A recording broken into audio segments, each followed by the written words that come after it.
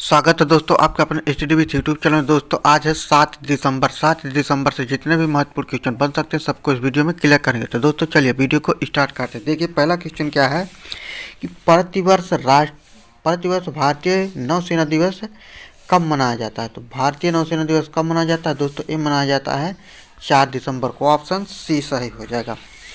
अब ये नौसेना दिवस है, नौसेना, थल सेना और वायुसेना। तो दोस्तों नौसेना दिवस कब मनाया जाता है, 4 दिसंबर को मनाया जाता है।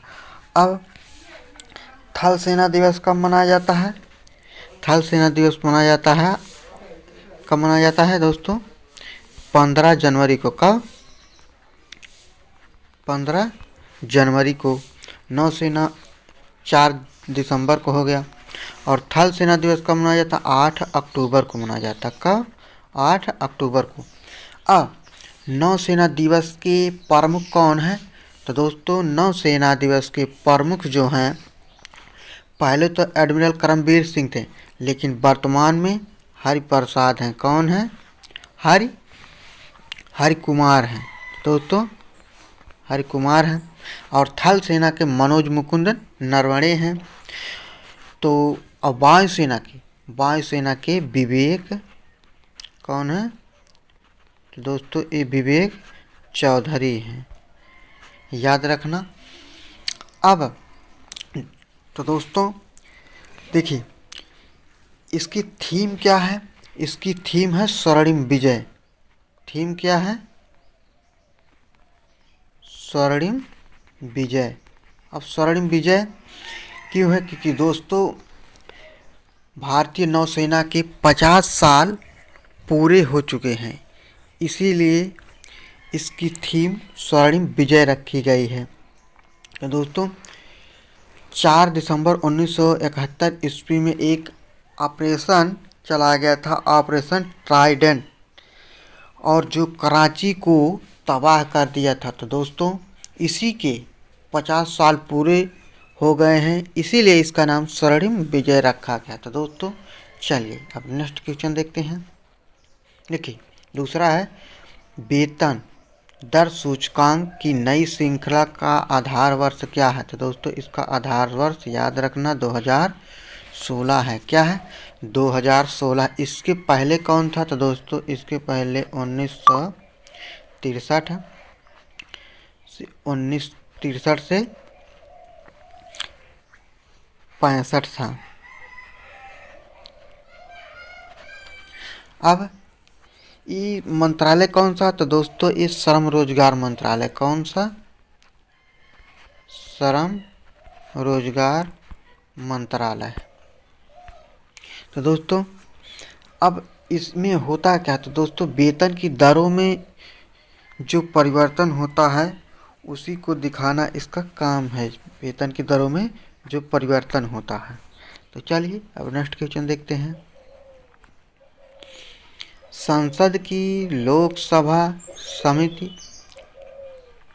के संदर्भ में कौन सा कथन सही नहीं है। तो दोस्तों देखिए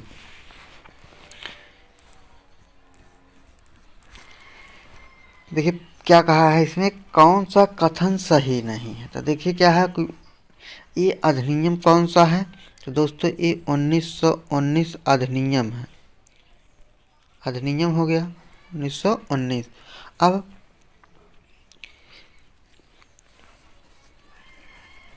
इसके 2021 में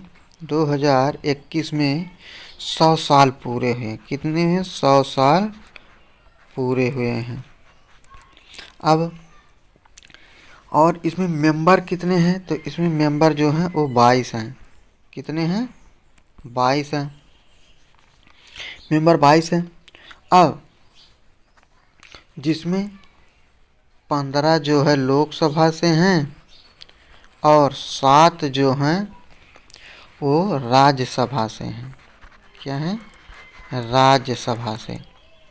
तो दोस्तों देखिए अब क्या कहा है कि 4 दिसंबर 2021 को पीएसी ने अपने 100 वर्ष पूरे कर लिए हैं। तो दोस्तों ये बिल्कुल सही है, 100 वर्ष पूरे कर लिए हैं।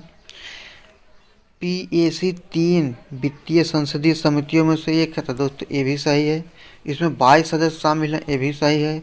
इसके अध्यक्ष की नियुक्ति राष्ट्रपति के, तो दोस्तों यही गलत है। इसकी अध्यक्ष की नियुक्ति राष्ट्रपति के द्वारा नहीं की जाती। ऑप्शन डी इसका सही हो जाएगा। तो दोस्तों और इसका जो अध्यक्ष होता है वो कौन होता है?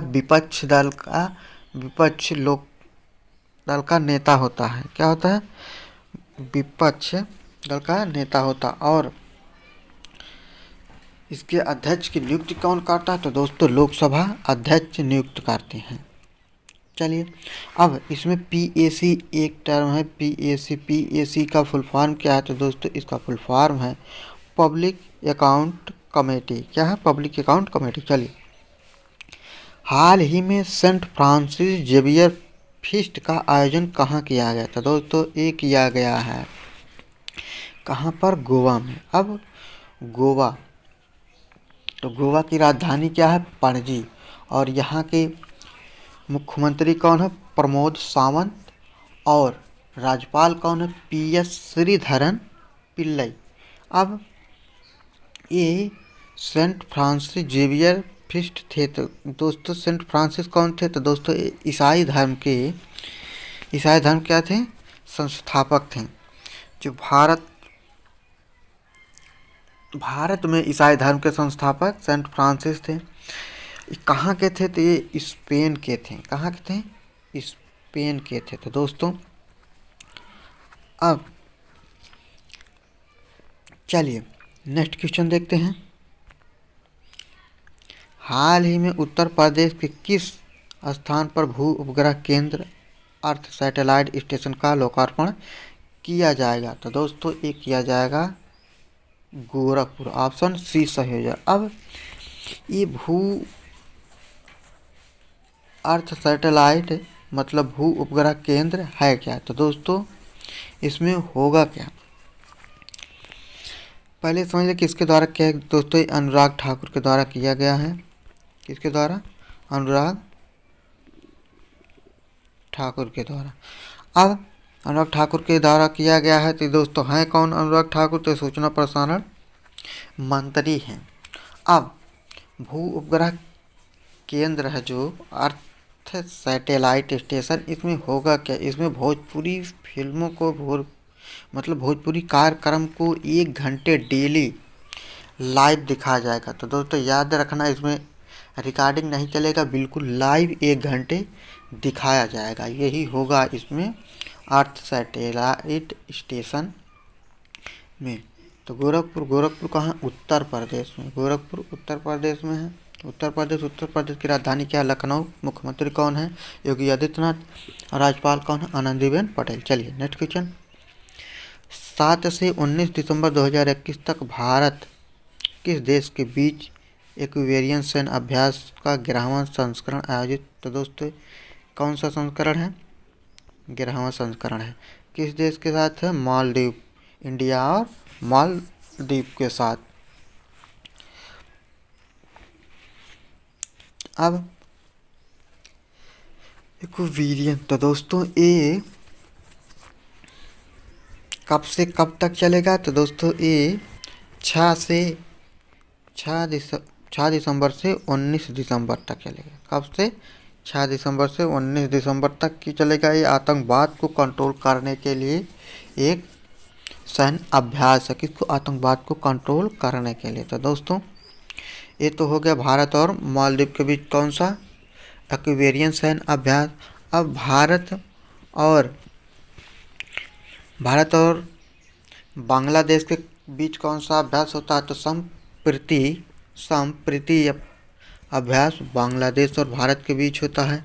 और भारत नेपाल के बीच कौन सा होता है? तो सूर्य किरण होता है। कौन सा?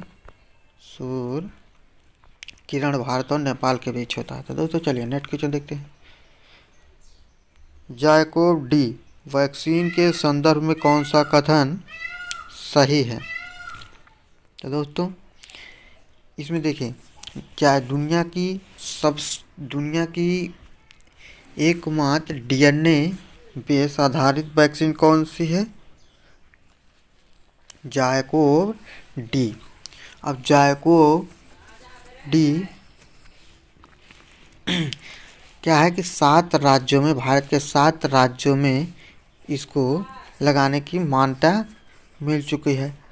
अब इसमें होगा क्या, तो दोस्तों ये ट्रिपल डोज है। एक पहली हो गई, दूसरी 28 दिन पे, तीसरी जो है 56 दिन पे लगेगी। और ये किस कंपनी ने बनाया है, तो दोस्तों ये बनाया है जायडस कैडिला कंपनी ने बना। अब देखिए, पहला है जाकोब डी वैक्सीन को प्लाज्मिड डीएनए पर विकसित किया गया है, तो सही है, डीएनए बेस है। या 3 डोज वाली वैक्सीन, ये भी सही है, इसको जाएगा कैडिला कंपनी के द्वारा विकसित किया, ये भी ठीक है, मतलब ऊपर तो सही, ऑप्शन डी सही हो जाएगा। चलिए नेक्स्ट क्वेश्चन।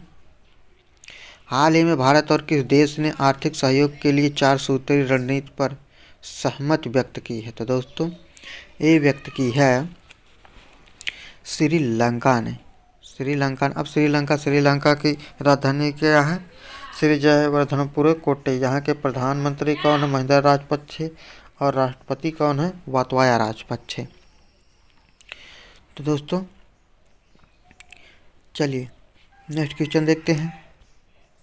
दिसंबर 2021 में किस गेंदबाज ने टेस्ट की एक पारी में 100 विकेट लिए हैं, तो दोस्तों ये लिया है किसने, एजाज पटेल ने। किसने, एजाज पटेल ने एक पारी में कितने विकेट लिए, 10 विकेट, मतलब टोटल के टोटल इन्होंने ही पूरे के पूरे विकेट लिए। ये कहाँ के हैं, न्यूजीलैंड के। दोस्तों है तो न्यूजीलैंड के, लेकिन इसका जन्म कहाँ हुआ था, मुंबई में हुआ था। कहाँ पर, मुंबई में जन्म हुआ था। हैं कहाँ के, न्यूजीलैंड के। और दोस्तों ये मैच कहाँ पर हो रहा था, वानखेड़े स्टेडियम में हो रहा था, भारत और न्यूजीलैंड के बीच में। तो दोस्तों इन्होंने इसी भी भारत में ही जन्म लेकर भारत के ही मैच में 10 लोगों को, मतलब पूरे प्लेयर को अकेले ही आउट कर दिया। तो दोस्तों ये विश्व के तीसरे गेंदबाज बन चुके हैं। तीसरे गेंदबाज ऐसे बन चुके जिन्होंने एक पारी में 10 विकेट लेने का रिकॉर्ड। तो दोस्तों पहले कौन थे, पहले थे जिम लेकर। पहले कौन थे, जिम लेकर। कहाँ के थे, तो दोस्तों जिम लेकर इंग्लैंड के थे। इंग्लैंड और ऑस्ट्रेलिया के बीच मैच हुआ था, उसमें जिम लेकर ने 10 विकेट लिए थे। ये तो फर्स्ट पे हो गए। और सेकंड पे कौन है, सेकंड पे हैं अनिल कुंबले। अनिल कुंबले कहाँ के हैं, तो दोस्तों अपने इंडिया के अनिल कुंबले। बस आज की वीडियो में इतना है। तो दोस्तों वीडियो अच्छा लगा तो वीडियो को जरूर लाइक करना। चलिए वीडियो को यहीं पर समाप्त करते हैं।